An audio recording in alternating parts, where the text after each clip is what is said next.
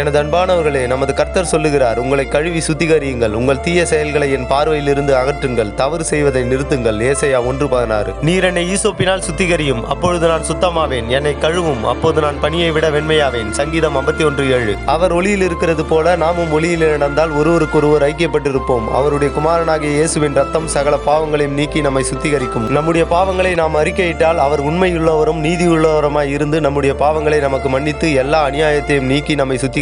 1 யோவான் 1:9. நான் உங்கள் மேல் சுத்தமான ஜலம் தெளிப்பேன், நீங்கள் சுத்தமாவீர்கள். உங்களுடைய எல்லா அசுத்தங்களையும் உங்களுடைய எல்லா விக்கிரகங்களையும் நீக்கி உங்களை சுத்திகரிப்பேன். தேவனே, என்னிலே சுத்தமான இருதயத்தை சிருஷ்டியும், நிலைவரமான ஆவியை என்னிலே புதுப்பியும். சங்கீதம் 51:10. என் இருதயத்தை சுத்தமாக காத்துக்கொண்டேன், நான் சுத்தமாகவும் பாவமில்லாதவனுமாய் இருக்கிறேன். நீதிமொழிகள் 20:9. பிலிப்பியர் 4:8 படி, சகோதர சகோதரிகளே, எது உண்மையோ, எது ஒழுக்கமானதோ, எது நீதியோ, எது தூய்மையானதோ, எது அன்புக்குரியதோ, எது போற்றத்தக்கதோ, எது சிறந்ததோ, எது பாராட்டுக்குரியதோ அவற்றை பற்றி சிந்தியுங்கள். ஆமென்.